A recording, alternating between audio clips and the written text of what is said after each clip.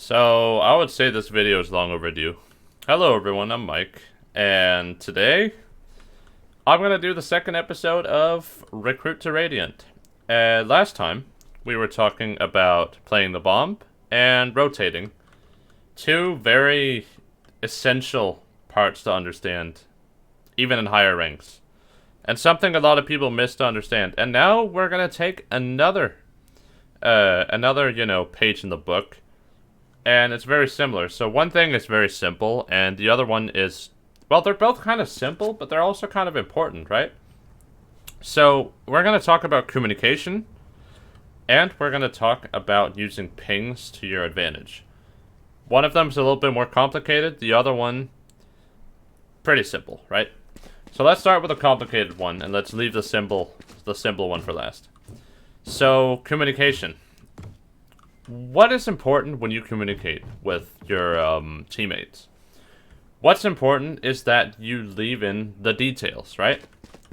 An example is, if I play behind A, and I just say, okay, I hear some footsteps on short and on long. If I just say, it's A, right?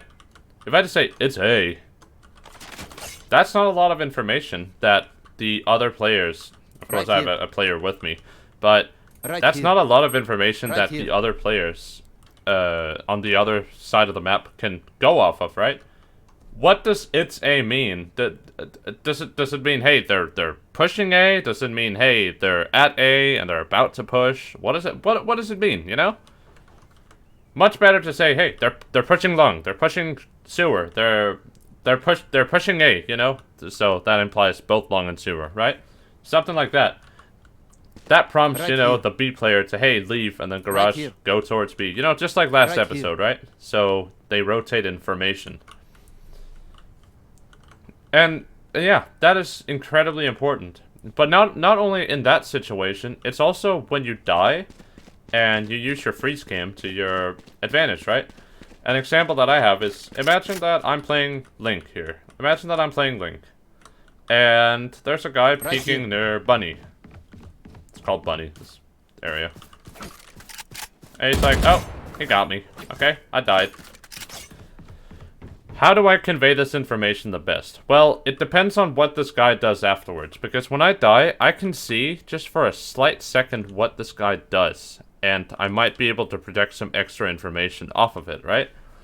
If this guy dies, or if I die, I can say, okay, there's a guy B main, and he's going back.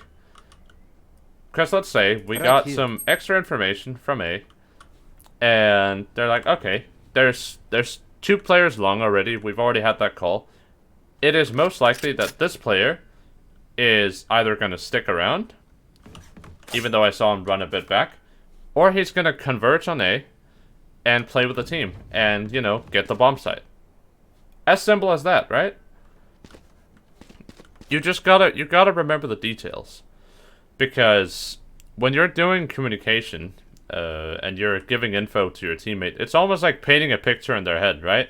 And the less details you include, the more abstract the picture becomes, and the more abstract possibilities are present in your teammate's head, right? It's as simple as that. There's not really that much complicated about information in this game. You just gotta be detailed. That doesn't mean that you have to say every single detail, like he moved 3 steps forward and he turned left and right, and no, just the important details, right? The important details. Which direction did he go after you died? What is he holding? Let's say I die here again, okay? Let's say I die here again, and I see this guy posting on the angle. I see this guy posting on Link, right? Die inside B, whatever. I see him posting on Link. I can warn the Link player that, hey, this guy's posting on you. Careful, he's posting on you. Don't peek. Wait. Right? So that one of the other players, maybe the Garage player, went off of Garage to help, can get a kill on this guy, can get a trade on this guy. It's as simple as that. There's nothing complicated about it. When you give information, make sure to paint a detailed picture in your teammate's head. That's all there is to it. Make sure they know the details, so that all the abstract possibilities get eliminated. Now, we're going to talk about using pings to your advantage. And this is a very, very simple... This is super simple. There's really not much to it. So, if you're lacking map knowledge, or you just don't remember where to shoot, right? You don't remember where to shoot when, let's say you start the round on B. You don't remember where to shoot if you want to shoot. Right here. What I do is I ping it, and then I shoot. Like that. Maybe stand a little bit further back so that if someone peeks window, they don't swing and kill me. Right? Or something like that. Another great usage is when you're playing post-plant, when you're playing the bomb, like I talked about the last episode. Right here. Right there. And let's say it gets smoked off. You have two players here, okay? You have a guy here. And then you have a guy here. Let's say this guy tries to walk up while this guy over here spams. If this guy wants to have even a remote chance to hit the bomb, you have to ping it. Well, you don't have to ping it, but if you ping it, it's that thing with information again, right? You know, it's pinpoint, right? It's the details. That's also information. Right here. Now, when talking about information, you pinpoint exactly where this guy has to shoot, and that eliminates some angles, so to speak. Do we have another example of pings? Oh yeah, one more example of pings. This is more for Sova players. Let's say you're playing around here, right? I wanna ult middle. Right here. Alright, let me do 2 pings. I am the hunter. So I'm ulting around here, and then I miss, and then I convert the window. Because I have a ping for window now. It's that simple. So once you get used to that, you don't have to use the pings anymore. But when you're new at stuff like this, for example, I'm new at Sova. I've played this game since the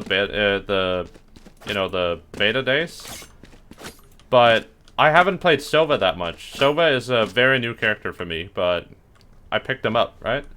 So pings for me are incredibly useful, so that I can drag my ult and maybe get like a hit. You know? Right here. Like ult from here, maybe. My ult is ready. And then I go there, and then I go up here. Something like that, right? Now, that was it for this episode. There's not really much more to talk about. The next episode is most likely going to be about off angles.